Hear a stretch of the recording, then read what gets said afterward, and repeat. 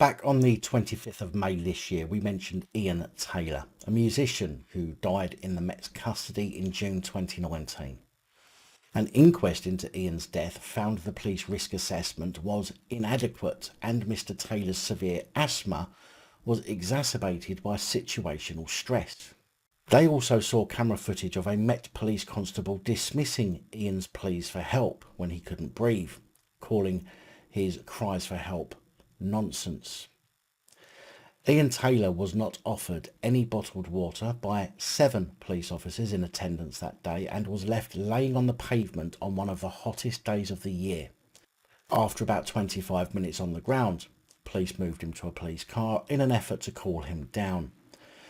When Ian Taylor had difficulty getting into the car, one officer was heard laughing on the body-worn video footage and another saying, "You are not helping yourself."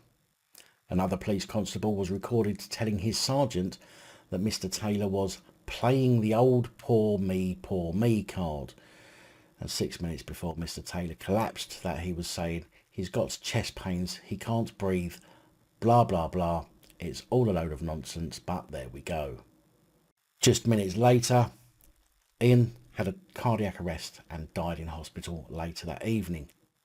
The medical cause of death was recorded as cardiac arrest, acute asthma, chronic obstructive pulmonary disease, situational stress, heart disease and dehydration.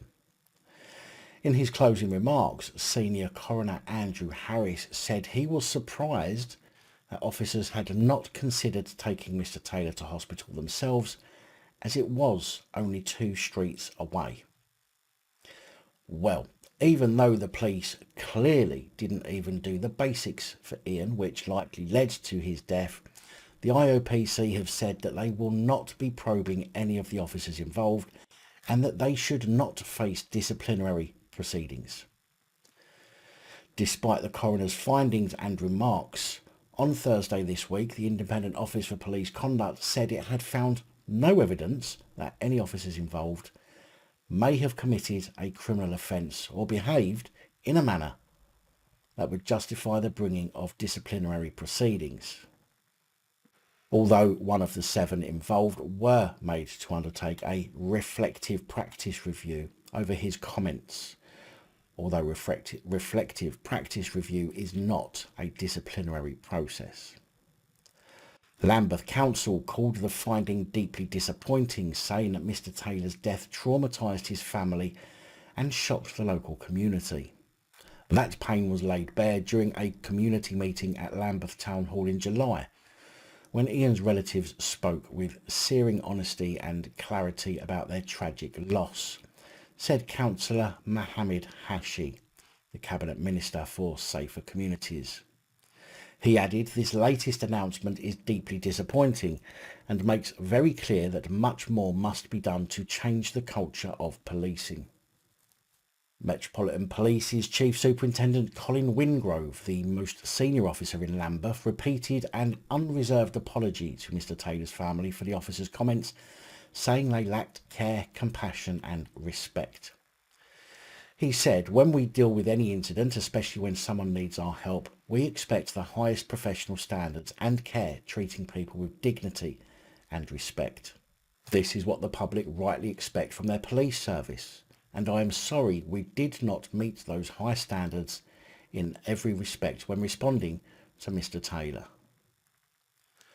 So even the most senior officer in Lambeth confirms they didn't do enough, i.e. they failed in their basic duty for a man in their custody. Not a single one of them will be facing any action for their attitude of not giving a shit towards a dying man.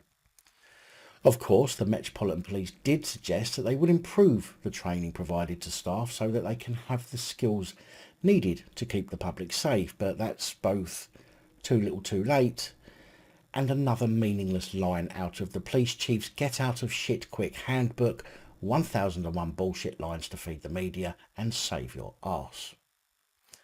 I mean, how many of you watching this need training to identify when somebody needs some water on a very hot day, or to take action when someone tells you that they can't breathe? I'm sure I don't need training for that kind of stuff, and I'm shocked that the police even consider a response like that, seeing as these people are supposed to be there to protect, and they can't even identify when to act when somebody is struggling to breathe. I mean, if they can't identify that, no wonder crimes aren't getting solved. I'm surprised they can't. I'm surprised they can even find their way home after their shifts.